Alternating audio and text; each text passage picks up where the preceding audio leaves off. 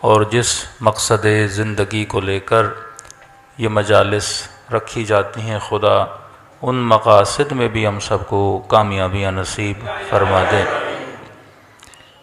مجلس کسی مرحوم کے ایصال ثواب کے لیے ہوتی ہے، لیکن اس مجلس سے دو طرفہ فائدہ ہوتا ہے۔ زندہ بھی فائدہ لیتے ہیں، مردہ بھی فائدہ لیتے ہیں، اور علت ثواب بھی یہی ہے کہ اگر آپ کسی زندہ کو فائدہ پہنچانا چاہیں تو آپ مالی مدد کر کے فائدہ پہنچائیں گے، سواری نہیں تو سواری دے کر فائدہ پہنچائیں گے، بدن پہ لباس نہیں تو لباس دے کر فائدہ پہنچائیں گے، پیٹ میں کھانا نہیں تو کھانا دے کر فائدہ پہنچائیں گے۔ لیکن انسان کو سوچنا چاہیے کہ مجلس ترحیم میں ہم اس مرحوم کو دیتے کیا ہیں؟ نہ یہاں سے کھانا جاتا ہے، نہ یہاں سے لباس جاتا ہے، نہ یہاں سے سواریاں جاتی ہیں، نہ یہاں سے مال و منال جاتا ہے۔ اگر آپ نے مثلاً پاکستان سے انگلینڈ پیسے بھیجنے ہوں تو کوئی بینکنگ سسٹم ہے جہاں سے پیسے ٹرانسفر ہوں گے، جناب وہاں پہ لیں گے۔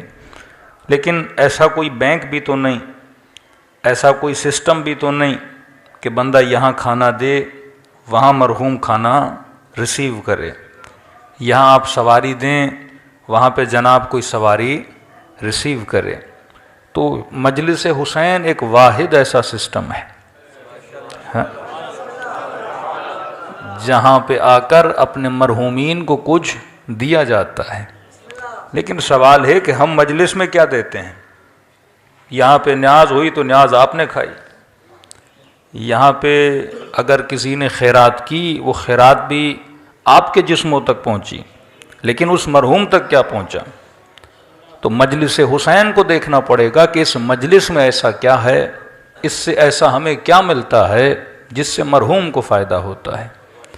تو مجلس حسین سے جو مجلس حسین میں آتے ہیں انہیں ذکر موت یاد دلایا جاتا ہے، اور موت کو یاد کرنے سے آپ کو اپنی قبر یاد آتی ہے، اور قبر کی یاد سے انسان کو خدا کی یاد آتی ہے، اور خدا کی یاد کی وجہ سے انسان شیطان سے دور ہوتا ہے، نیکیاں کرتا ہے۔ تو یہ مرحوم جو دنیا سے چلا گیا اسے فائدہ یہ ہوتا ہے کہ اگر آپ کا عمل اچھا ہو تو اس عمل کے نتیجے میں خدا اسے جزا عطا کرتا ہے۔ کہ کسی نے امیر المومنین سے سوال کیا کہ مولا یہ رزق اور مال کا فلسفہ کیا ہے؟ کہ واقعاً لوگ سمجھتے ہیں کہ ہم دعا کرتے ہیں کہ خدایا میرے مال میں اضافہ فرما، لیکن لفظ مال نہیں ہے۔ جب بھی ہم دعا کرتے ہیں خدایا میرے رزق میں اضافہ فرما، تو کہا کہ یہ رزق اور مال کا فلسفہ کیا ہے؟ فرمایا مال وہ ہے جو تیرے پاس ہے پر تو استعمال نہیں کرتا، رزق وہ ہے جو تو استعمال کرتا ہے۔ مثلاً آپ کے سامنے چاول کی پلیٹ آ گئی، اب اس میں چاول تو بہت ہیں، یہ سارا ہے مال، جتنا تو کھائے گا وہ تیرا رزق ہے۔ کہتے نا دانے دانے پہ لکھا ہے کھانے والے کا نام۔ تو اگر آپ کے سامنے پوری دیگ چاولوں کی رکھ لی جائے وہ آپ کا مال ہے، کیونکہ آپ کے سامنے ہے، آپ استفادہ کر سکتے ہو، لیکن جتنا آپ کی شکم میں جاتا ہے وہ آپ کا کیا ہے؟ رزق ہے۔ ہو سکتا ہے کسی کے اکاؤنٹ میں کروڑوں روپے ہوں، یہ اس کا مال ہے، لیکن جتنا وہ استعمال کرتا ہے وہ اس کا رزق ہے۔ اب شوگر کے مریض کے سامنے لاکھ میٹھا رکھو، کھا نہ سکے تو فائدہ کیا؟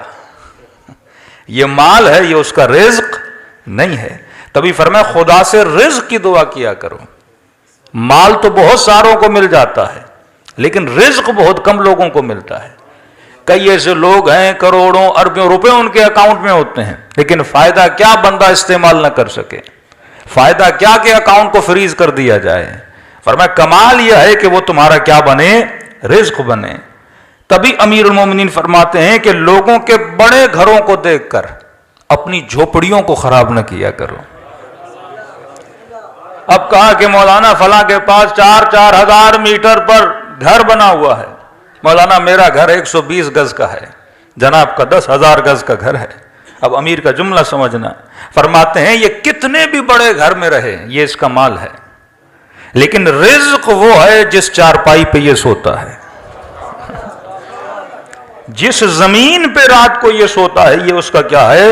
رزق ہے. اور خدا نے جس کو بدن دیا ہے 5 فٹ سے لے کے 7 فٹ تک، تو رزق کا جو فرق آتا ہے وہی 5 اور 7 کے درمیان ہے. سونا تو نے بھی زمین پر ہے، سونا اس نے بھی زمین پر ہے. جب یہ کہیں کہ خدا متعال عادل نہیں، عدالت خدا کی اس معیار پر ہے کہ جو شکم تجھے دی ہے وہ شکم تیرے دشمن کو دی ہے.